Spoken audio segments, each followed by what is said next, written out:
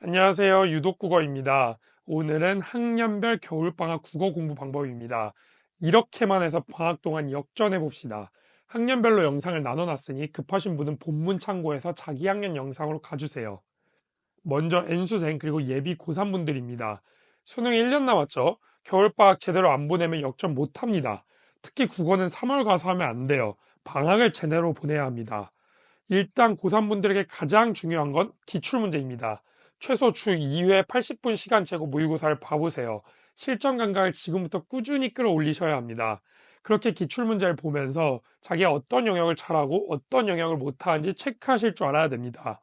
그리고 자기가 부족한 영역, 예컨대 문학, 현대소설, 비문학, 과학 부분 등 해당 부분에 대해서는 집중적으로 공부하셔야 합니다. 제가 만든 책 유독 비문학도 좋고 곧 나올 유독 문학책도 좋습니다. 다른 책들도 상관없어요. 자기가 취약한 영역을 알고 거기에 집중적으로 시간을 쏟으셔야 합니다. 혼자 공부하기 힘드신 분들은 본문 정보에 있는 제 실시간 강의를 참고하셔도 좋습니다. 다음은 예비 고2 그리고 예비 고1 분들입니다. 수능 국어 공부 지금 시작해야 합니다. 국어 공부는 일찍 시작할수록 좋습니다. 그럼 이분들은 겨울방학 때 뭘 해야 하냐? 지문 분석법을 익히셔야 합니다. 제 책도 좋고 매삼 시리즈도 좋습니다. 지문 해설이 상세한 책을 사서 지문 분석부터 시작하세요. 문제에 대한 해설이 아닙니다. 지문에 대한 해설이 상세한 책을 사셔야 해요. 이 시기에 중요한 건 문제를 맞고 틀리고가 아닙니다. 수능에서 어떤 지문이 나오더라도 내가 이걸 분석해낼 수 있다는 자신감을 지금부터 천천히 키워나가야 합니다. 그러려면 미리미리 지문 분석을 철저히 해야 하고요. 비문학부터 알려드릴게요. 비문학은 문단을 나누고 문단별 주제를 찾고 지문 구조도를 그리고 마지막에 최종 주제를 찾아보세요.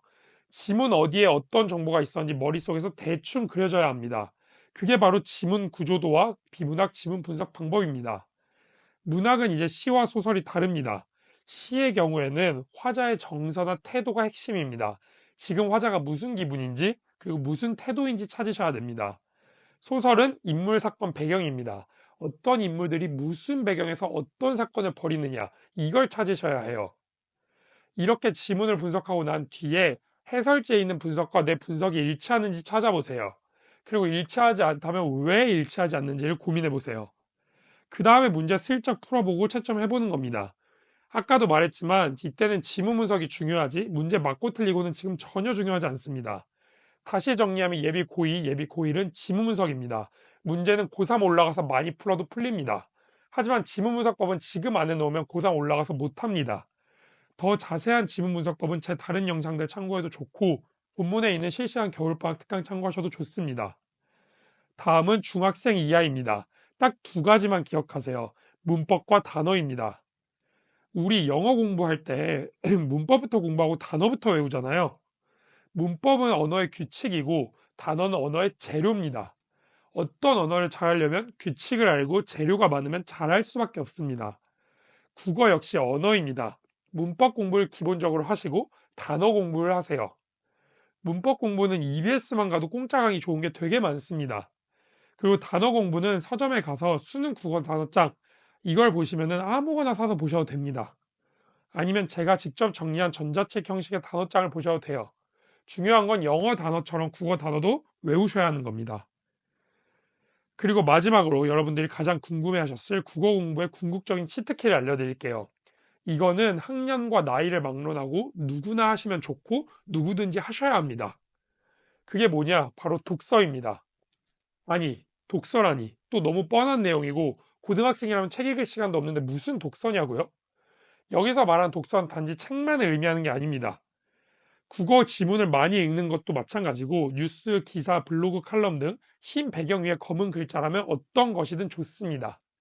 많이 읽을수록 좋아요. 어린 나이일수록 독서를 많이 하면 논리력이 상승해서 국어뿐만 아니라 다른 과목 성적도 함께 늘어납니다. 특히나 요즘 학생들 문해력 부족하다는 이야기 많습니다. 이럴 때일수록 조금만 독서를 해도 남들 금방 제칠 수 있습니다. 자투리 시간이든 쉬는 시간이든 최대한 활용해서 독서를 하시길 바랍니다. 저는 책을 많이 읽고 국어 공부 못하는 사람 단 한 명도 못 봤습니다. 그리고 드라마틱하게 역전하는 학생들 다수가 책을 조금씩 습관 들이는 경우가 많았습니다. 꼭 시간 내서 무엇이든 많이 읽으시길 바랍니다. 지금까지 역전하는 겨울방학 국어 공부법 알려드렸습니다. 오늘 영상 유익했다면 좋아요 부탁드립니다. 궁금하신 점은 댓글에 편하게 남겨주시면 답 드리겠습니다.